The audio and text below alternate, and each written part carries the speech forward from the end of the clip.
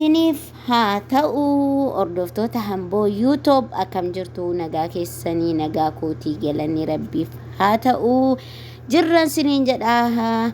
Egaa hordoftoota hamboo YouTube warri hin ta'inii subscribe godhuudhaan share godhuudhaan hordoftoota hamboo YouTube ta'uu hin dagatinaan siniin jedhaa.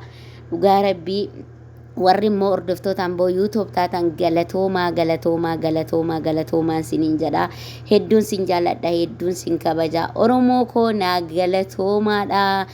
Galatoomaa galanni keessan bilisummaa haa ta'uun jedha. Dhugaa rabbii baay'een sin galateeffadha. Subscribe naa godhaa jirtanii galatoomaan siniin jedha Oromoo koo. Egaa kanattaan suudhaan immoo wanti nan isinii fidee dhufe har'a immoo Abrahaamii fi mucayyoo kanan isinii fidee dhufe warqee jedhamti jechuudha. Warqeen isinii fidee dhufe egaa akkuma beekamu egaa waan warqeen Abrahaamiin godhaa jirtu siniif viidiyoo kanaan dura siniif hojjedheen ture jechuudha. Har'a immoo egaa akkuma beekamu gaa falfala gooti jechuudha. Intalli kuni falfala kan gootu dhaqiitii wardaa fi leencootti dhaqi godhi jetteetti itti kennite jechuudha. Itti kennite jennaan gaa akkuma inni gaa jaratti falfaluudhaaf geessetti rabbiin immoo fashalche jechuudha. Jalaa fashale jechuudha. Hordoftoota kiyya jalaa fashale. Egaa jalaa fashalee jennaani isattis gaa waan ta'e godhanii akka ishii jalaa fashalu godhanii jiran jechuudha.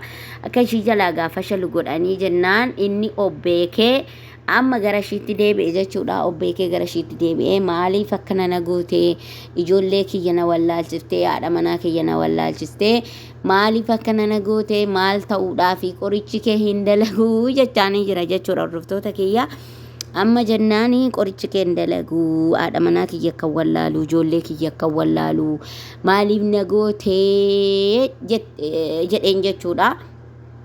Daandii gubbaadha jechuudha. Hordoftoota kiyya bakki isaan dhaabatan kun daandirra jechuudha. Kunoo daandirra dhaabatu jechuudha. Adaamaa keessa daandirra jechuudha. Itti rarraate jechuudha. Xilaa qabattee boorsaa qabattee akkuma waan abbaa manaa ishiitii jechuudha. Itti rarraate jechuudha. Egaa hordoftoota kiyya hin qaanofneeni nama qaanessiti. Hin qaanofneen nama qaanessiti jedhanii amma gaa intalli kuni abbaa qabdii haadha qabdii waan barbaade yoo ta'e gaa araddaarraa dhalatti qabdii gaa namni gaa waanuma tokko qabaa mitiire. Hordoftoota kiyya namni muktiyyuu damee malee nuumamne namni immoo nama malee nuumamne.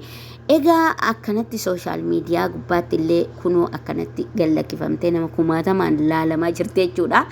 Egaa abbaadhuma nama tokkoo mitiiti dubartii tokkoo miti nama dubartii lama qabu nama ijoollee qabu jechuudha. Kunoo akkanatti itti rarraati jechuudha. Akkatti itti rarraate kunoo intalli safuu hin beekne jechuudha. Dhiitoftuu safuu hin beekne akkanatti jechuudha. Kunoo isayyuu falfala dalagdii isayyuu safuu hin beektu kunoo akkanatti itti rarraate egaa sin gallakkisu jechaanii jirti jechuudha. Hordoftoota kiyya inni immoo na gallakkifta malee bakka sitti deemu hin barbaadu. Gidiraa meeqana irratti goote waan meeqana irratti goote ilmoo kiyya na wallaalchiftee haadha warraa kiyya na wallaalchiftee waan meeqanatti goote sitti hin deebi'u jedhaanii jira jechuudha. Inni ishiin immoo gaa giddii keetii dirqama kee na faana jiraatta dirqiidhumaan jechuudha. Dirqiidhaan na faana jiraatta jette kun akkatti itti rarraate jechuudha. Hordoftoota kiyya egaa dhiira biyyaa dhabame moo nama tokko akkatti falfalatti hojjettee waan barbaadde gootee raatessitee maatii jibbisiiftee ilmoo jibbisiiftee jechuudha. Kun jaalalan ta'ini akkanatti nama tokkoyyuu jibbisiiftee akkana godhaa jirte jechuudha. Itti taphataa jirte jechuudha. Amma ishiitti itti taphataa jirti.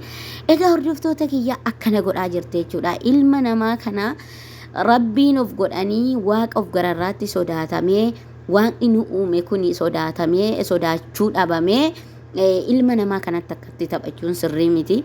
Egaa namni gaa kana dhaga'u gaa ishii baqataa ishiittuu ni haatu ishiitti safara ishiin jirtuttuu galu namni jechuudha. Namni viidiyoo kana fa'aa argu baqa namoonni arganii kana namoonni arganii safara ishiitti galuu mitiiti karaa ishiin baateen ba'an jechuudha. Hordoftoota kiyyaa akkanatti kunoo egaa biyya keenya sana keessatti waan akkana dalagamaa jira jechuudha. Hordoftoota koo wanni immoo viidiyoo duubatti immoo dalagamu immoo kana lama ta'uu danda'a.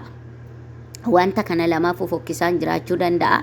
Inni kunillee fokkisaa waan ardiin jibbite jechuudha, waan rabbiin jibbee waan ilmi namaallee jibbu jechuudha. Namni amantaa qabu tokko waan jibbu jechuudha hojjetti jechuudha intalli kuni.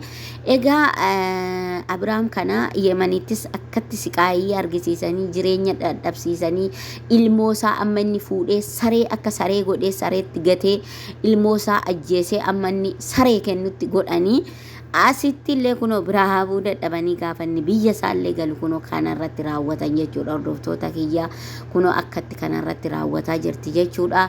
Egaa ani nan deema jedhaa jira jechuudha. Ani nan deema jedhaani ishiin immoo in deemtu jettee kun akkanatti kun akkatti itti rarraati jechuudha. Kun akkatti itti rarraatee dhorkiti. Tokkoffaa ani Abrahaamuma kana baalageedha jechuudha. Namichi kunillee baalageedha jechuudha. Namicha nan qotadhaa nan ijaarradhaa nan wanni jedhan jenne namichuma qaama isaatiif uffannaa isaa bichaa eegu jechuudha. Dhiira akkanaa dhiira baaxalee jechuudha. Innillee egaa dhiirri akkanaa ofii isaallee fayyadu, maatii isaallee fayyadu, ijoollee isaallee fayyadu, haadha manaa isaallee fayyadu jechuudha. Maalinni namni tokko bakka obbeekee jiraachuudha. Hordoftoota kiyya kanaaf viidiyoon kunoo isinitti tolee egaa laayik gochuu, sheer gochuu, koomentii keessan barreeffachuun dagatinaan isiniin jedha. Hordoftoota kiyya hedduu isin jaaladha.